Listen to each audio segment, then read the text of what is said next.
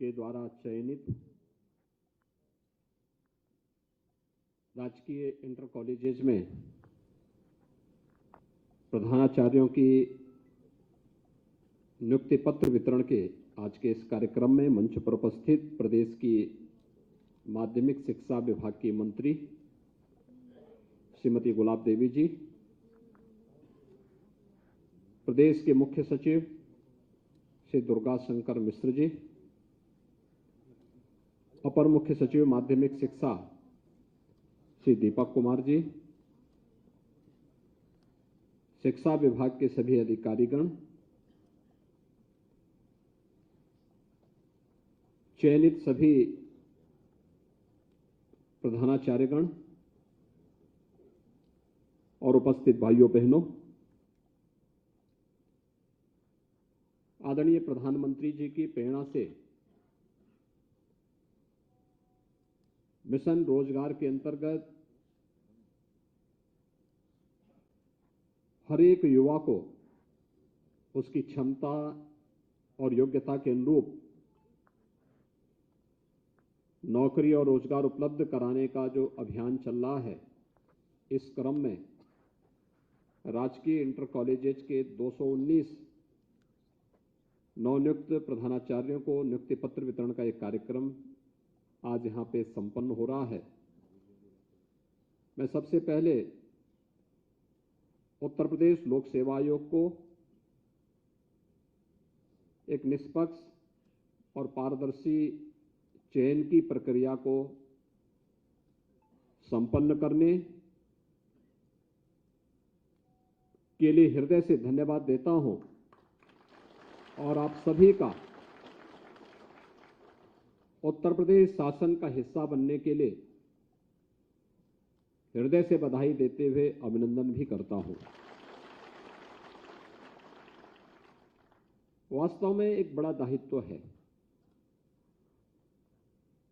शिक्षा के क्षेत्र में राजकीय इंटर कॉलेजेस में प्रधानाचार्य के रूप में कार्य करना ये सामान्य नहीं, एक असामान्य कार्य है।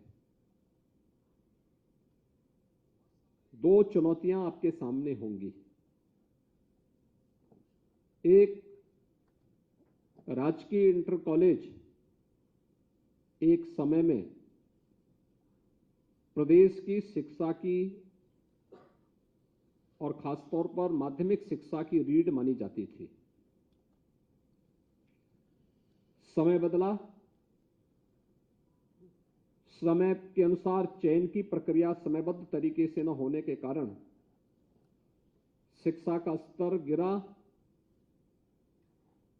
और शिक्षा में जो एक प्रतिस्पर्धा प्रारंभ हुई थी, उस प्रतिस्पर्धा में कहीं ना कहीं हमारे माध्यमिक शिक्षा से जुड़े हुए राजकीय इंटर कॉलेजेस एक प्रकार से पिछड़ से गए।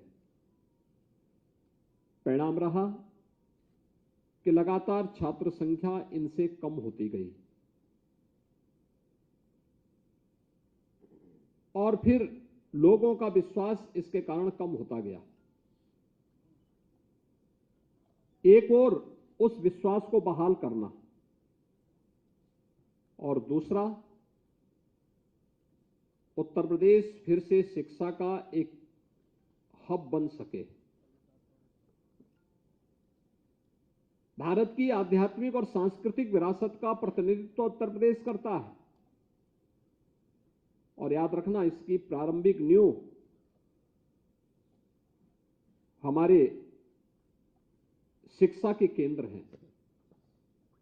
राष्ट्रीय शिक्षा नीति को प्रभावी ढंग से लागू करते हुए इस जनविश्वास के प्रतीक के रूप में अपने कॉलेज को और अपने आप को स्थापित करना, ये दो प्रकार की चुनौतियों से आपको जूझते हुए कार्य करना है।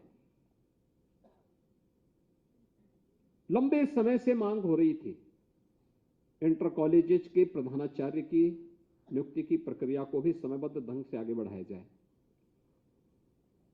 ऐसा नहीं कि कहीं बाधित भी रहा हो।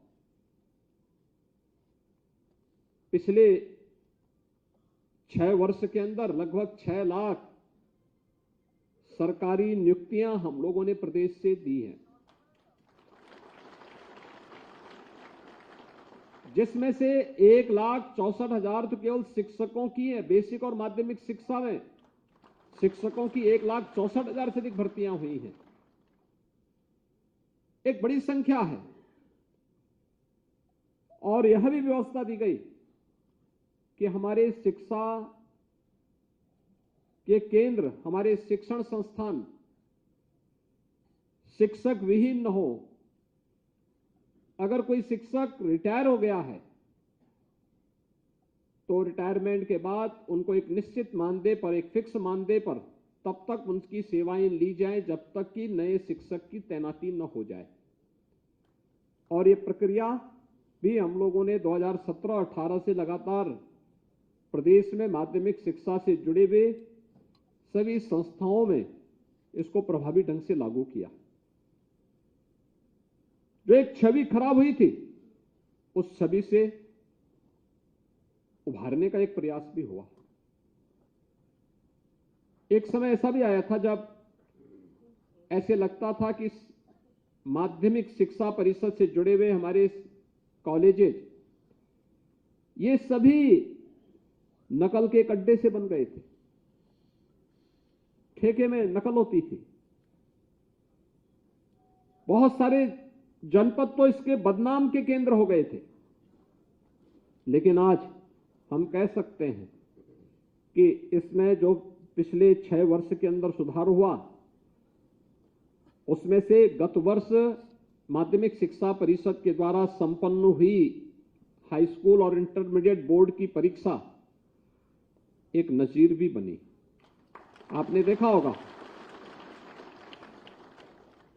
एक समय ऐसा भी होता था जिसमें साल भर केवल परीक्षा, परिणाम और प्रवेश, इन तीनों में 3/4 समय खर्च हो जाता था।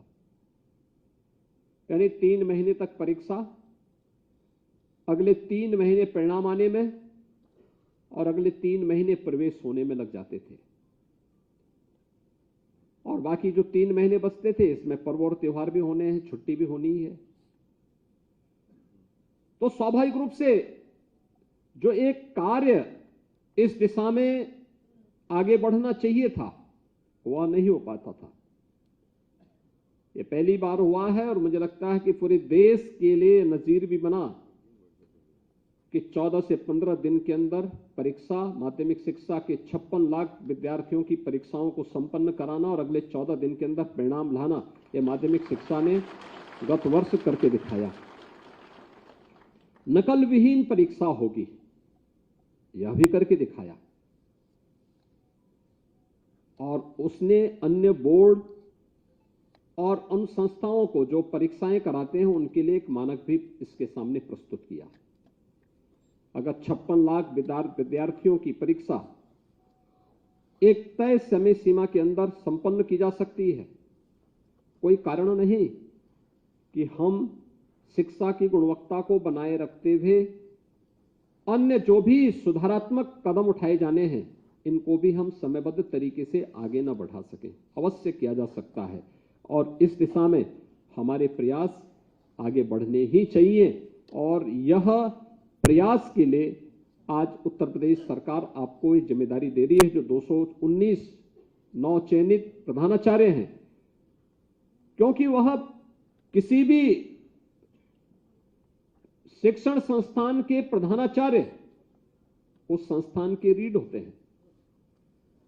अगर वह स्वयं अनुशासित है, समयबद्ध है, संस्थान के स्वच्छता के साथ अनुशासन के प्रति जागरूक है, वहां का शैक्षिक कैलेंडर स्वयं तैयार कर रहा है, विद्यालय को नए नए गतिविधियों का एक केंद्र बना रहा है, कुछ नवाचार हो, स्पोर्ट्स की एक्टिविटीज को भी बढ़ाया जा सके, देश और दुनिया में क्या कुछ घटित हो रहा है इसके बारे में बता सके, पुरातन छात्रों का एक वहां पर समय समय पर सम्मेलन और आयोजन की भी कार्रवाई बढ़ती रहे, विद्यालय में अपनी लाइब्रेरी हो, लाइब्रेरी डिजिटल हो, अच्छी लैब्स बने। अगर इन सभी गतिविधियों को अगर आप आगे बढ़ा करके अपने प्रांगण को भी स्वच्छ और सुंदर बनाए रखने के साथ साथ वहां के वातावरण को आध्यात्मिक बनाने का प्रयास करेंगे तो आपके द्वारा किए जाने वाले प्रयास का बहुत सार्थक परिणाम आएगा और वह प्रयास एक नए सिरे से आगे बढ़ाने की आवश्यकता है। लगे लोगों को, कोई भी आए,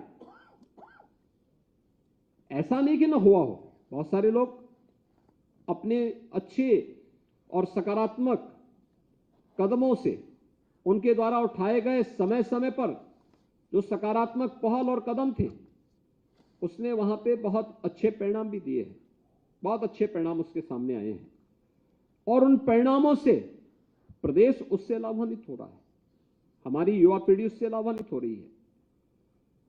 आपके सामने एक जो मैंने कहा राष्ट्रीय शिक्षा नीति, परंपरागत पाठ्यक्रम के साथ साथ हम उन बच्चों की रुचि के अनुरूप ऐसा कौन से कार्यक्रम हम वहां लागू कर सकते हैं जो वह विद्यार्थी जब वहां से अपना सर्टिफिकेट लेकर के निकले